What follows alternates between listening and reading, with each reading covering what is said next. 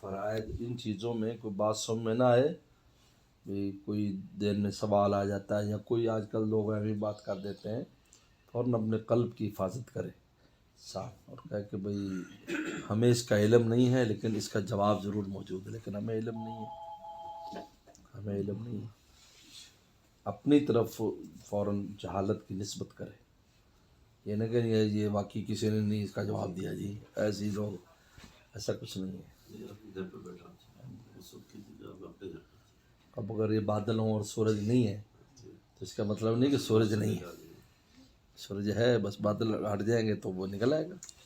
وہ پیچھے چل رہا ہے، سورج چل رہا ہے، بس اب گرد و غبار کسی چیز کو چھپا دیتا ہے تو آدمی سمجھتا ہے کہ بھی وہ اس کی حقیقت شاید تبدیل ہو گئی، لیکن ایسا نہیں۔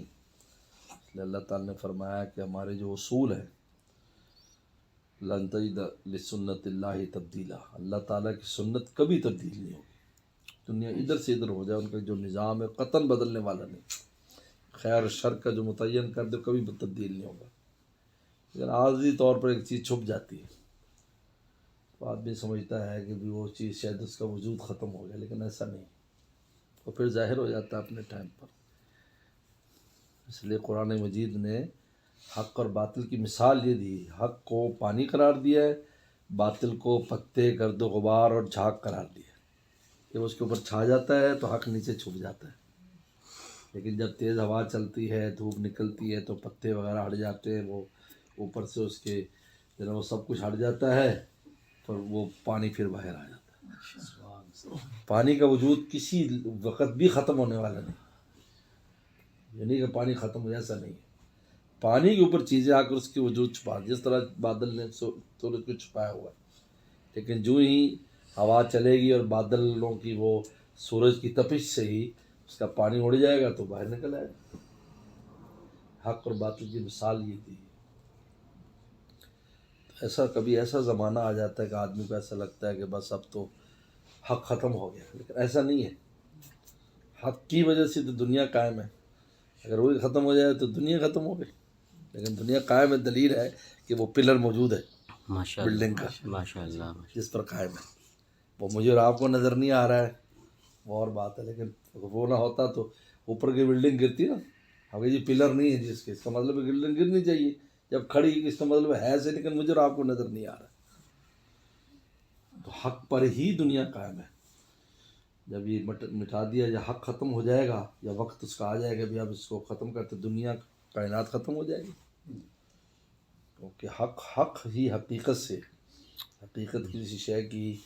وہ چیز ہوتی ہے جس سے وجود کا قیام ہوتا ہے، تو اس لیے جب تک حق قائم رہے گا، فرمایا لا یزال من امتی امت قائمۃ الحق، میری امت کی ایک جماعت ہمیشہ حق پر رہے گی، اب وہ تھوڑے سے کیوں نہ ہو،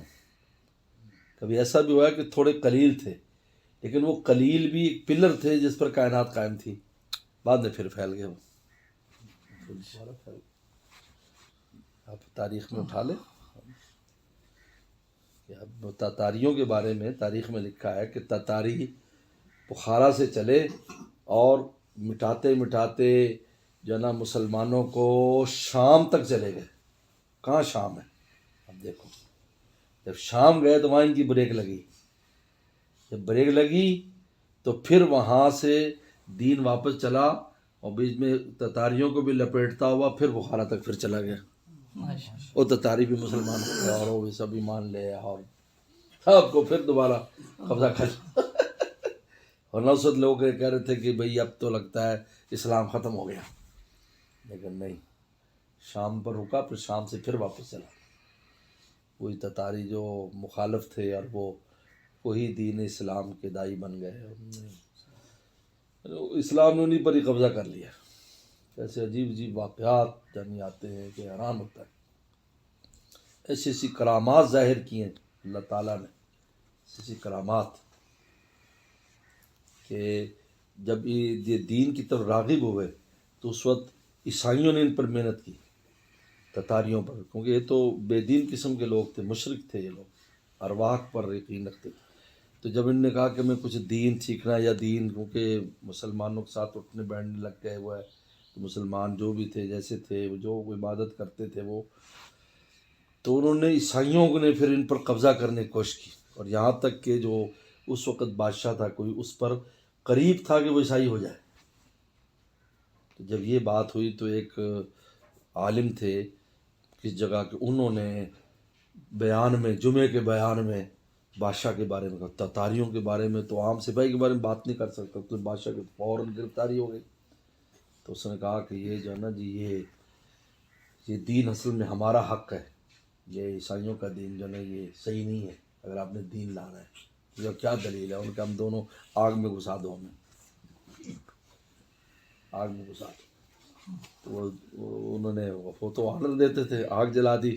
پادری سے کہا چل بھائی مولوی صاحب کے ساتھ، مولوی صاحب نے اس کا ہاتھ پکڑا، آگ میں سے باہر نکلے تو وہ پادری کی بازو اس کے ہاتھ میں تھی، مولوی صاحب کے، مولوی صاحب باہر نکل گئے آگ میں سے، اس کی بازو آئی، باقی جل کے پیچھے کھاتا۔ یعنی اللہ تعالیٰ نے ایسے کئی واقعات آتے ہیں مختلف قسم کے واقعات آتے ہیں جس میں انہوں نے یہ کیا، اس بزرگ کو اور عالم کو شیر کے آگے ڈال دیا۔ شیر کے آگے ڈالا تو وہ اس کے بعد میں کسی نے پوچھا ان بزرگوں کہ جی آپ جب شیر آیا تو آپ نے، وہ آ کر تو پاؤں چاٹنے لگ گیا۔ ان کا میں اس مسئلے پر غور کر رہا تھا کہ جو پاؤں چاٹ رہا ہے میرے پاؤں نجس ہو گئے یا نہیں، میں اس مسئلے پر فکر کر رہا۔ تو حق جو ہے وہ کبھی بھی ختم ہونے والا نہیں ہوتا، لیکن یہ ہے کہ چھپ جاتا ہے۔ اس لیے ہمارے شیخ شاہ حکیم اختر صاحب رحمۃ اللہ فرماتے تھے کہ لوگوں کی باتیں اور ان کی یہ کسی بھی ایسی بات آنے سے کبھی بھی ایمان اسلام کے بارے میں کمزوری محسوس نہیں کرنی چاہیے۔ اگر کمزوری محسوس کرتے ہو دلیل ہے کہ ہماری بلڈنگ کچی ہے، ورنہ کوئی کچھ بھی کر لے پرواہ نہ کرے۔ یہی وجہ ہے کہ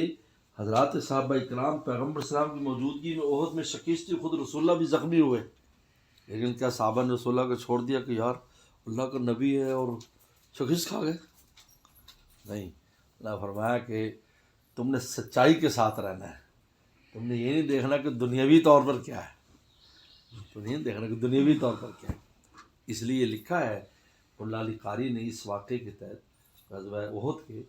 کہ اللہ تعالیٰ بتانا چاہتے تھے کہ دین اسلام کو حق مذہب کے طور پر قبول کرو، جیتے ہوئے مذہب کے طور پر قبول نہ کرو۔ یہ جیتا ہوا مذہب ہے۔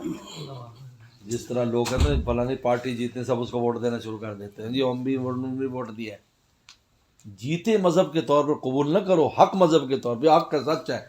یہ ہارے جیتے ہم اس کے ساتھ ہیں۔ میں یہ پیغمبر اسلام کی زندگی میں ایسے واقعات لا کر یہ بتایا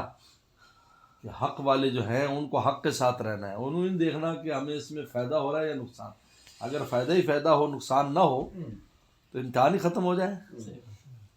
امتحان ختم ہو جائے۔ یہی ہار جیت جو ہے، ہرقل بادشاہ نے جو بات کی تھی اس کے اندر یہ بنیاد ہے۔ انہوں نے کہا تمہاری جنگیں ہوئی؟ اور ان کی جی ہوئی۔ کہ کیسی جنگیں؟ انہوں نے کہا ہماری جنگیں ان کی ڈول کی طرح تھیں، کبھی وہ ہم میں سے ڈول بھر لیتے تھے، کبھی ہم ان میں سے بھر لیتے تھے۔ انہوں نے کہا ہاں کذالک الرسول، رسول ایسے ہی ہوتے ہیں، کبھی جیتتے بھی ہیں کبھی ہارتے بھی ہیں۔ یہ اس نے علامت قرار دیا اس کو، وسلم کی یعنی نبوت پر دلیل پیش کی۔ اس لیے دلائل نبوت میں سب سے اہم حدیث ہرقل کی روایت ہے، کیونکہ اس کے اندر تورات، انجیل، اس کی اپنی سینس،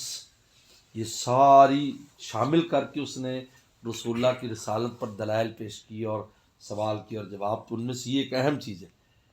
انہوں نے کہا جیتے تھے یا ہارے؟ انہوں نے کہا کبھی وہ جیتے کبھی ہم، کیا کذالک الرسول، رسول ایسے ہی ہوتے ہیں، کبھی جیتتے بھی ہیں کبھی ہارتے بھی ہیں، لیکن حق نہیں چھوڑتے، لیکن بلاک دوں، لیکن فرمایا کہ غلبہ پھر آخر میں انہیں کا ہی ہوتا ہے۔ جی اس لیے ہمارے فرماتے ہیں آج تھوڑا سے کوئی بات کر دے تو مولانا صاحب یار واقعی مجھے بھی اشکال ہو گیا ہے۔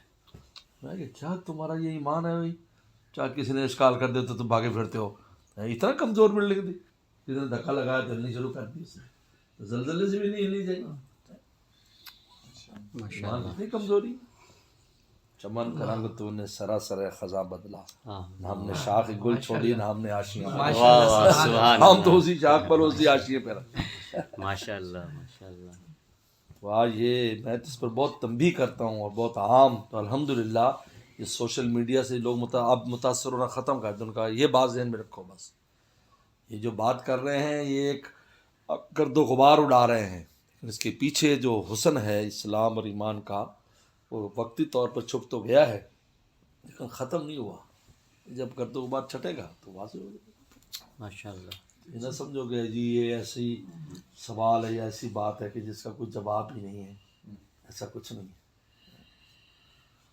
کوئی حل کرنے والے، کیونکہ جو حق ہے وہ تو حق ہے، مجھے اور آپ کو سمجھ میں نہ آئے یا مجھے آپ کو سوال کا جواب نہ آئے تو یہ کوئی دلیل اس بات کی تھوڑی ہے کہ وہ نہیں ہے۔ جس میں نے بتایا سورج چھپا ہوا ہے اس وقت، یہ دلیل تھوڑی سی بات ہے کہ سورج ہی نہیں رہا آج سے ختم ہو گیا، نہیں ہے، ابھی تھوڑی دیر بعد نکل آئے گا، آب و تاب سے چمکے گا، بادل شادل غائب ہو جائیں گے سارے۔